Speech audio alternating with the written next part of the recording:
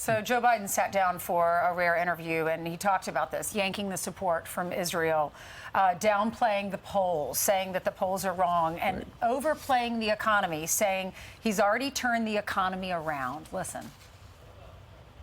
Why should people here believe that you will succeed at creating jobs where Trump failed? He's never succeeded in creating jobs, and I've never failed. Since you took office, economic growth last week far short of expectations. Consumer confidence, maybe no surprise, is near a 2-year low. With less than 6 months to go to Election Day, are you worried that you're running out of time to turn that around? We've already turned it around. Look at the Michigan survey. For 65% of the American people think they're in good shape economically. They think the nation's not in good shape, but they're personally in good shape. The polling data has been wrong all along. We have the strongest economy in the world. Let me say it again, in the world. Although GDP last week was far short of expectations. Oh, it wasn't. Look, GDP is still growing. Look at the response of the markets. Overwhelmingly positive. No president's had the run we've had in terms of creating jobs and bringing down inflation. It was 9% when I came to office. 9%. What about, but there's real pain. Grocery prices are up 30%, more than 30%. Since the beginning of the pandemic, and people are spending more on food and groceries than they have at any time really in the past 30 years. That's a real day-to-day pain that people feel. It really is, and it's real. But the fact is that if you take a look at what the people have, they have the money to spend. Okay, so let's do a little fact-checking on the president for CNN. He just said that inflation was 9% when he took office. Wrong, Mr. President. As you can see from this graph right here, when he took office in January of 21, it was 1.4%. But then that wasn't even close. Not even close. The president was having a flashback to June 2022. 18 months later, when it hit 9%, because the Fed was flooding the market with all that money, and you could get interest rates at pretty much zero. Right now, the inflation rate is at 3.5%, which is still too high. The Fed wants it below 2%, and then they will do something about interest rates. We all want them to do something, but it's still too high because of these policies. Right, and you can't say, well, it's just unfortunate. No, it is unfortunate. You're fortunate that all these jobs were coming back because our country was going back to work. We got a vaccine, 1 million shots in arms, and they were on the right path.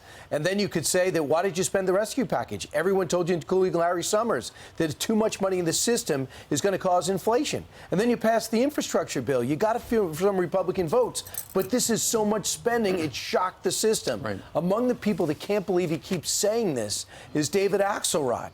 Here he was yesterday on CNN. You know, he's a longtime Democratic analyst. Listen. So I don't understand. All these months later, I thought they spent $25 million mistakenly last fall touting Bidenomics and making the same argument that the president's making here. It is absolutely true. The world was plunged into an economic crisis, and America was plunged into an economic crisis by the pandemic, and we've come back faster than almost any other country. And he's right about that, but that's not the way people are experiencing the economy. They're experiencing it through the lens of the cost of living. And he is a man who's built his career on empathy. Why not lead with the empathy? And I think he's making a terrible mistake. And in that soundbite, we just heard the president talking to Aaron Burnett. He said, according to the Michigan survey, 65% of people think that their finances are in good shape, but they think the nation is in bad shape. It's quite a disconnect. And the problem is, even though inflation currently is at 3.5%, and the number has been going down, but now it's stubbornly stuck, nobody feels like things are cheaper. And Aaron Burnett brought up the fact that groceries are 30% higher than when Joe Biden took office. Yeah. And that every time you go to the grocery store, every time you fill up your car, every time you buy something, essentially you're paying for Joe Biden's policies. Mortgage rates have tripled. Crime has gone up. Rent has gone up. Inflation is up.